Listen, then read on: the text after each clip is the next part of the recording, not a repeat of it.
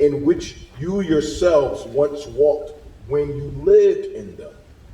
Verse 8 says, but now you yourselves are to put off these: anger, wrath, malice, blasphemy, filthy language out of your mouth.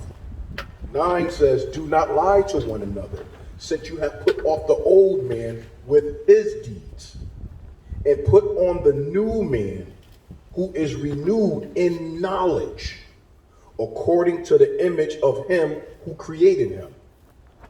And let me just skip on down to verse number 12. Therefore, as the elect of God, holy and beloved, put on tender mercies, kindness, humility, meekness, long suffering. Let me just I'm going to come back to you. I just want to put just a pin right there.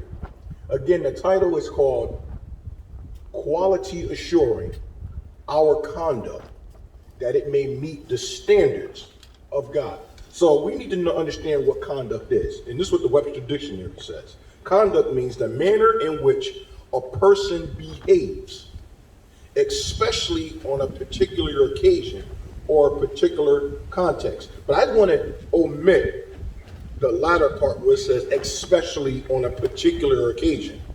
See, now when you think of that term, you put on a good conduct, like if you're on a job, you conduct yourself in a accordingly way. So if you was to go to work and you was to behave this way, it says, listen, we don't care what you do at home, but while you're here in this place of employment, you're not allowed to conduct yourself that way, because it goes against the integrity of the establishment of this particular company. So we don't care what you do, in your own time. So that doesn't pertain to us, because see, we don't put our best behavior as men and women of God in service unto the Lord. We don't wait till when we just be around certain people or just be on a job, but we are to conduct ourselves accordingly, that everything that we do meet the standards of God, regardless to where we are.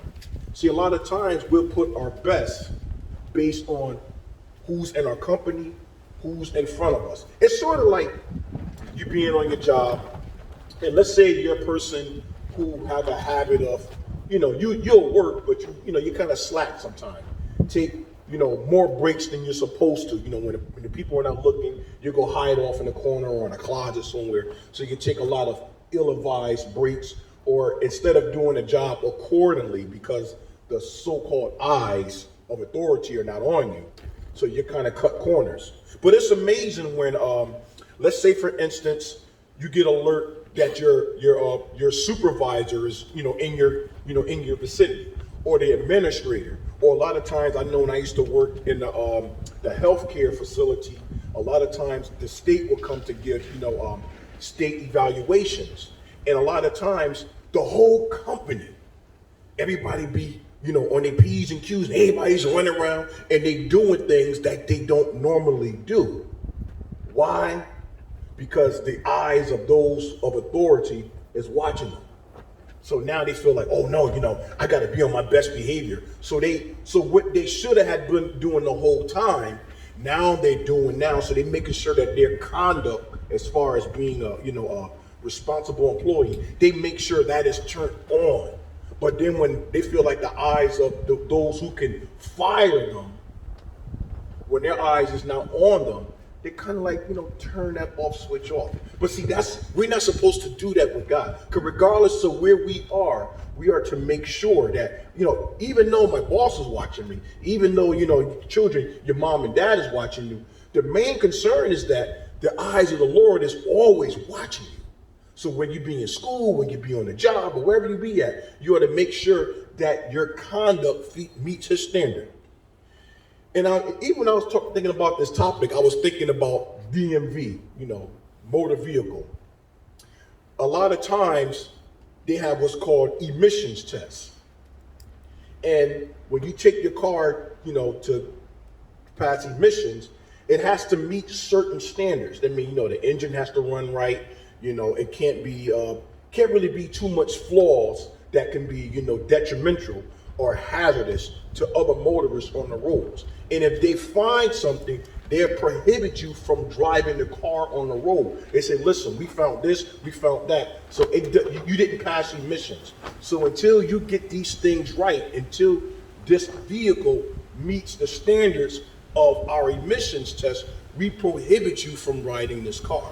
So you could do two things: listen to their advice, or just ride it anyway. You know, you get tickets, you get fined, or they can even, a lot of times they probably take the vehicle away from you. So, but what we do is we hearken unto their voice, and whatever it is that they find that's wrong, we want to get fixed so that next time we take the emissions test, it meets the standards of the quality that DMV requires that these vehicles to run. So it behooves us to keep the car at home in the garage until it's fixed.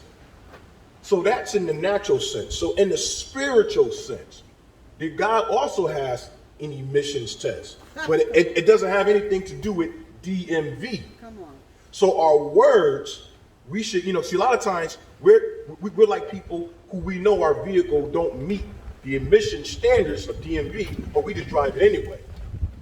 So a lot of times when we say stuff, we don't really give it a lot of thought. Like we just tell people off, just give them a piece of our mind, and we're really not really thinking about, you know what? Do these words, are they fit for the road? And the road means life. Do my words, do they fit God's omission standards? And if I have an inkling that it doesn't, then I don't want to say that to you. Why? Because it's detrimental to the roadway, and it can cause you harm, and it can cause damage in your life. I was telling my children the other day that words, even though you think of bullets, you think of bats and clubs and all that, it can be dangerous, but you can possibly heal from an injury from those things. You might have a scar, you might have, maybe a limp or whatever, but you can heal. It's possible that you can heal. But words are a little bit different. Like I'll tell them, if I was to say something to you in your childhood and it hurt you today, and you become an adult, long after I'm gone, those very words that I say to you can hurt you in such a way that it can hinder your growth in life. And it can cause you to it can cause a handicap in any relationship that you go in. Whether, like if I tell you, oh, you guys, y'all ain't gonna amount to be nothing in life, and this and that and this and that, those words would carry over to your adulthood. And then you look at your children and you be reminded of what I said to you. And a lot of times the words of our parents could spill over to us, and we'll repeat those same words out of hurt. Because your parent back then didn't make sure his words or her words passed God's emissions. And they just said anything, didn't really try to make sure or quality assure their words, and it caused damage in your life.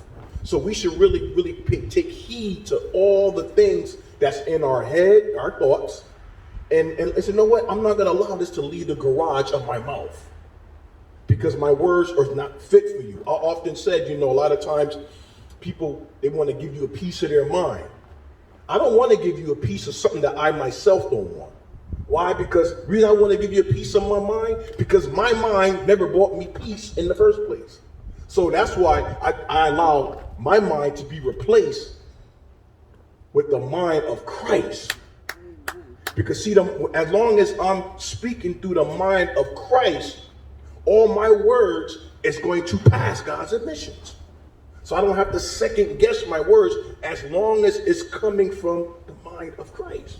Because see, the words of Jamar say is going to be detrimental to everybody around me, including myself. So what's quality assurance? I remember when I worked in a restaurant many years ago, every now and then they would have a person whose job was to, every now and then, he would come to the different establishments of all the chains of the restaurants. And he would just pop up, surprisingly, unexpected. And he would test the food that was being cooked. He would look at the service that was being rendered unto the customers, and he would check to make sure that the orders were taken properly, and that the orders and the food was cooked at a certain time, certain temperature, so that the patients didn't have to, wait. And they made sure that the accuracy of the orders that were taken, that they was received in according manner, so that he didn't want to see too many mistakes between the waiter taking the order and then them giving them the wrong food, or the food being burnt, and et cetera, et cetera. So his job was to come there and to quality assure, make sure everything met the standards of the integrity of the establishment. So if this, let's say for instance, if one of the customers complained about one of the particular dishes, he wouldn't blast the employee in front of the customers.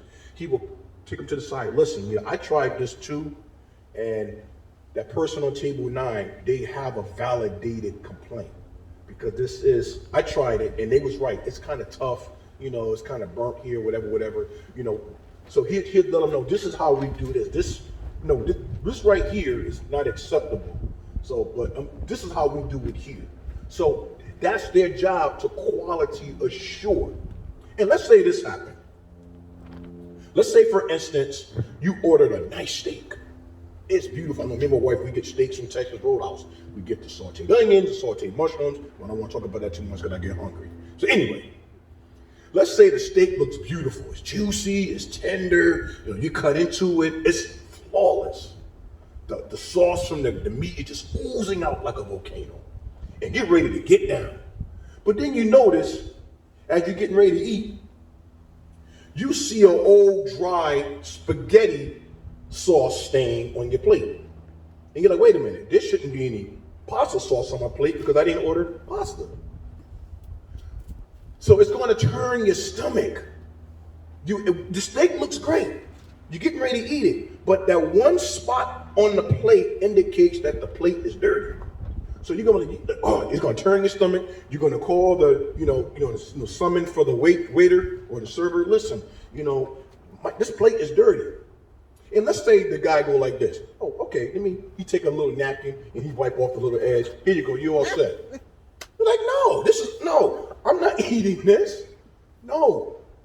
But, you don't have any other spots anywhere else. It's just that one little area. Maybe John, when he was working a dish machine, maybe he didn't properly, wipe off the plate right there. But I got it right there. So it's okay. It was just that one spot. No, that's unacceptable. Well, can I give you a new plate? No, that one spot turned my stomach, so the whole meal is ruined. It's contaminated because it was on a dirty plate. So you request for, I don't want this, but I want a new steak. So why did I say that? We do that to God. We preach good. We give the best offerings, but we're presented through terrible motives.